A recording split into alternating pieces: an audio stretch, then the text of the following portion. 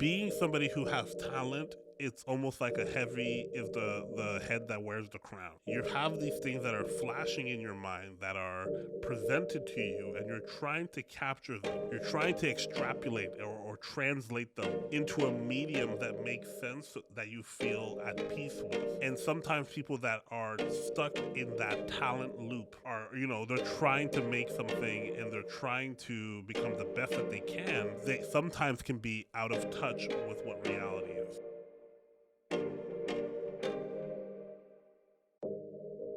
Welcome to the More Life Podcast, where creatives, problem solvers, and entrepreneurs talk about squeezing more out and finding meaning in this crazy thing we call life. Let's dive in. What's going on, guys? Welcome back to another episode of the More Life Podcast. I'm your host, Bart Anestin, if you're new around here. And before we get started, once again, I'm asking you to please like, subscribe, leave a comment down below.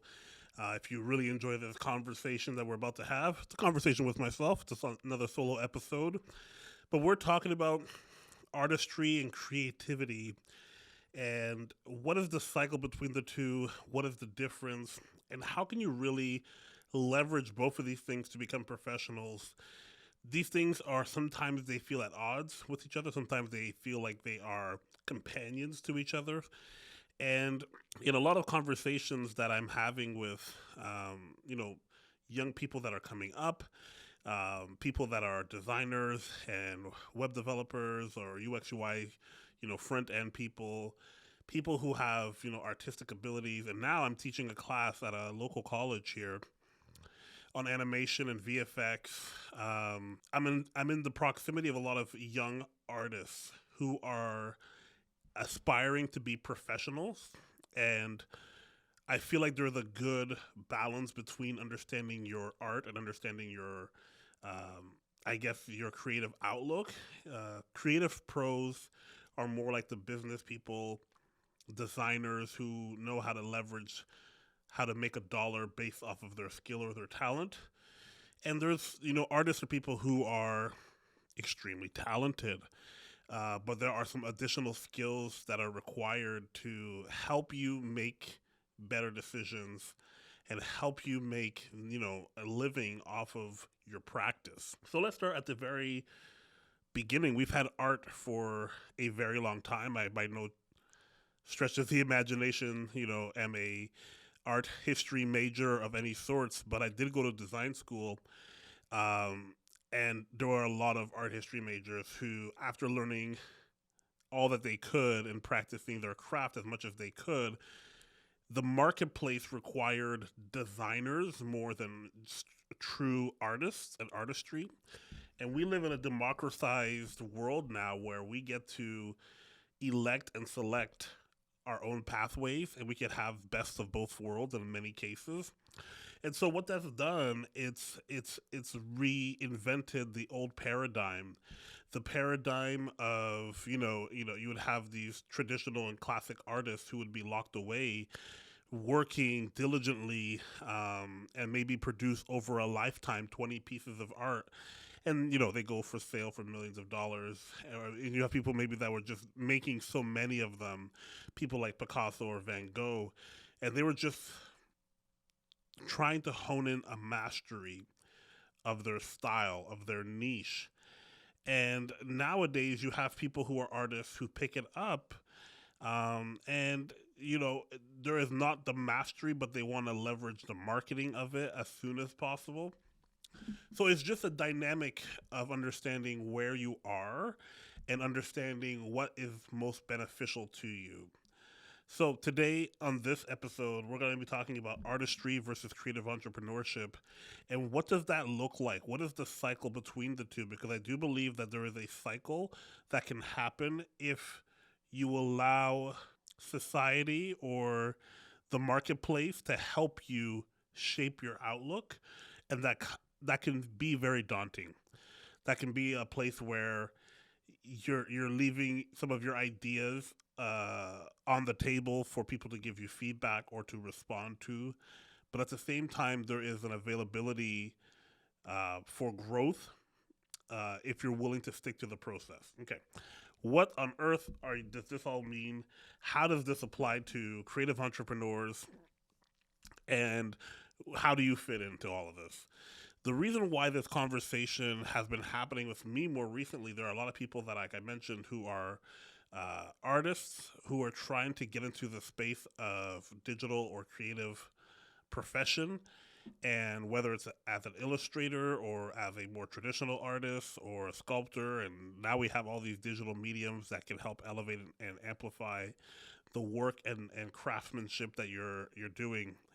And what I really want to share with you guys is a few things. There is a consumerism aspect, number one, that happens in the creative field that is very different than the consumerism, plight in the traditional artist field. In the art world, there is a lot of, artists who produce work. It's really for them. It's an expression for them. And then you have people who subscribe to those ideas, subscribes to those outlooks, subscribe to being challenged by somebody who they respect and admire. And in the creative field, the outlook or the consumer kind of helps shape what is in style, and then you can kind of move and produce according to what you see and resonates with you, the artist. So it's kind of a little bit flipped on its side. And the work is transactional more on the creative side versus the artist side, and that's a whole other plight. But here's the general idea of what I want to say. If you are an artist, it takes time to build that craftsmanship. And there are some things that we can talk about. I have 6 steps. There's always a little listicle inside this, and this is a great episode for somebody who's young, who's starting out, and doesn't know how to necessarily move forward. Number one, when you are an artist, you have to spend that time and become the master. Case in point is my daughter. She's very talented in terms of drawing and sharing her ideas. She makes these little sketch animations on her little tablet. She's 9.5. So she's doing the best she can with what she has, but at the same time, I'm almost withholding how much time she spends creating on the tablet versus how much time she spends creating with like a pencil and paper. Getting those mechanics right, understanding how you can smudge and blur edges with paper and pencil, understanding how your subject and light work with each other. Those things are so much easier to hold on to those principles and skills when you're young, and when you're first starting out, without the distraction of fancy brushes and Procreates and iPads and Apple Pencils and all these other things that you can do, and adding texture and color.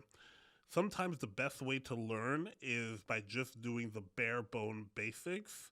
And a lot of times when you go to art school, that's exactly how they start you off. They start you off with drawing beautiful circles, drawing face shapes, drawing straight lines, helping you hone in the time that you have, holding the pencil or the tool that you have, and using it in very regular, rudimentary practice. What does this do? This allows you to understand your craft in a way that is more unique than just a creative artist or a creative designer or a creative professional. We're not holding in our mice in our hands forever, trying to understand how these, point selections are going to be different based on how much time we spend with it. Though you can get better at a skill. What I'm talking about, mastery of understanding the craft of what you're trying to do. If you're trying to do portraits, if you're trying to do landscapes with as an artist, those have unique skills to them that you still have to spend time. So you have to, number one, I would say, establish a routine where you are spending time trying to master these skills. These are the things where you have to literally be practicing as if you're learning an instrument or something, but your art skills. And I know sometimes people feel like, you're kind of like selling out when you become a designer. Everybody wants to eat, okay? And my perspective here is you can still have success without losing your soul if you understand some of the principles of the creative professional and still understand where you want to be as an artist. But you can't have one without the other unless you have lots of cachet, for lack of a better term. Number two, I would say, is know your niche. Understand where you would like to take your intended artwork. This is very important for people who are, maybe in that late teens, early 20s, and they've done a lot of things. They've drawn animation, they've drawn, anime style, they've drawn portrait style, they've doodled, they've done all kinds of things, flip books.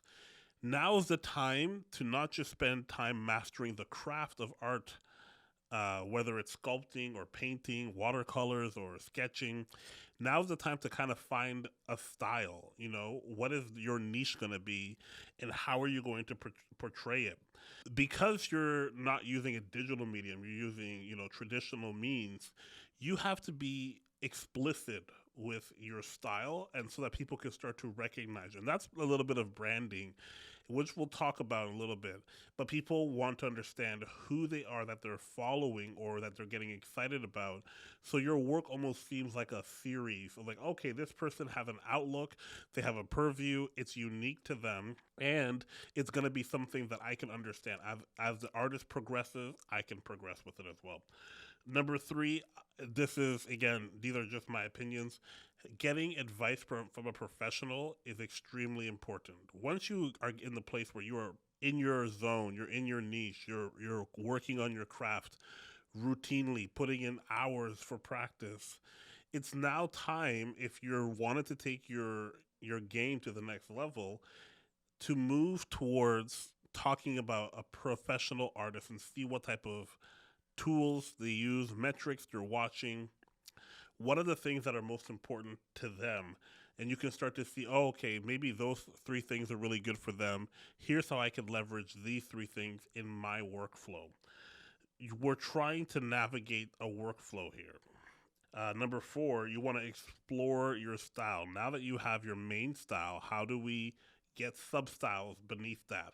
How do we understand, if we were to have a 5-layer deep personality to your style, how can you now showcase that where people see this as a robust uh, expression of what you're able to do? A lot of what I'm talking about is an artistic way of branding and having a hierarchy of brand and having a design system. That's the language that I like to use, anyways, because that's what speaks to me. The beautiful thing, and this is the next part here, the beautiful thing is, once you start to hone in your skills and find your niche, you're now able to start to think more like a business, if this is something you want to pursue professionally. The way you can become a creative professional, a professional artist in a digital space with traditional skills, is by not forgetting or negating uh, uh, the digital application. So, how do I now portray this art to a digital space? Because the ultimate goal here, if you do well at the professionalism of being a creative, you get to be an artist again. And we live in a beautiful world right now where, like I talked about, you think of Renaissance painters and all Impressionist period, all these different people doing different types of art. Or even if you're thinking of a writer or a sculptor, they it was very hard for people to do those things, and it took a lot of time, and they didn't have many published pieces by the time that they were done. And now we live in a world where everything is accessible. So as an artist, it feels like it's hard to stand out. And that's where you get to be an artist all over again. That's where you're able to, now that everybody has an iPhone, now the ones who really know how to take a photo, the ones who really know how to paint, actually stand out. Because now there is a democratization of art, which is beautiful. It's chaotic and messy, but it is beautiful that someone's grandmother can make a little movie in iMovie, or a child like mine can learn art by watching a YouTube video. Everyone is learning, but then there are people that have the natural ability to be able to surpass emulating only what they see and have fresh and new ideas. So, real artists practice their work. They take it very seriously, they make it into a routine. And that's the difference between somebody who has skill versus somebody who has talent. Talent is one of those things where if you have it, it's very good for you to be working towards it. Don't rest on those laurels of your talent. I know a lot of people who are talented who haven't gone anywhere because they found out that things are easier, or they have a knack or inkling for them, and they don't put in the work. And that's what I mean by, say, real artists practice. Real artists are not just people who have skill or have a naturally born talent, but there are people that have natural born talent who practice. So when you're thinking of someone who has skills, there's somebody who they have an exposure to an idea. They understand that they can get skills by repetition, by memorization, by practice, by retention, by being in proximity to an idea. These things can help you learn and develop a creative skill. Whereas when you have talent, you're able to adapt and understand what exactly your ideas are from your mind onto paper, onto sculpture, onto film. You're able to extrapolate an idea from another. You're able to have brand new ideas. Being somebody who has talent, it's almost like a heavy is the head that wears the crown. You have these things flashing in your mind, and I don't know if you've ever experienced this before. You have these things that are flashing in your mind that are presented to you, and you're trying to capture them. You're trying to extrapolate or translate them into a medium that makes sense, that you feel at peace with. And sometimes people that are stuck in that talent loop, that they are, they're trying to make something and they're trying to become the best that they can, they sometimes can be out of touch with what reality is. Being a creative professional is staying in tune with yourself and your artwork while understanding its role in society. And if you want your work to be accepted, or you want your work to challenge people, you want to invoke a reaction, you need to understand both of these things. One is not better than the other, is just the application in which that we're using the mediums and what is the general purpose behind them. Think of it this way. Think of a chef versus a cook. The chef is the person who builds the recipes, who is testing, who is trying to match profiles together, doing pairings, building a menu. The cook is somebody who can follow recipes, follow instructions, and produce a great outcome. Both of these things are honorable. Both of these things are commendable, but they're not the same. Now, you could have a lot of celebrity cooks, a lot of celebrity chefs who have a lot of notoriety, who can use their creative professionalism to help elevate their brand and their awareness. The difference is one person had a crazy idea and the other person emulated an idea. The last step is to market yourself. Marketing yourself is always a challenge because you're putting yourself out there and you're kind of putting a spotlight on your work and your artistry. And as a creative professional, you have to be willing to take those types of risks because you are showcasing your expression that you've taken the time to create, and you're now in a place where you want a reaction, whether good or bad. You have to be willing to take that criticism. What does this all mean? All this means, and the reason why I'm making this episode, is a lot of people that come from different backgrounds creatively that sometimes feel don't belong in the creative entrepreneurial space. And whether you are the artist whether you are the creative, you should always try to master your craft, whether it's in a digital space or a traditional space. The reason why is there's no harm that's going to come from you being better suited to understand yourself and how you can solve particular problems. A lot of times, designers, you're solving a problem that is bound to a brand or a product, it's bound to an idea.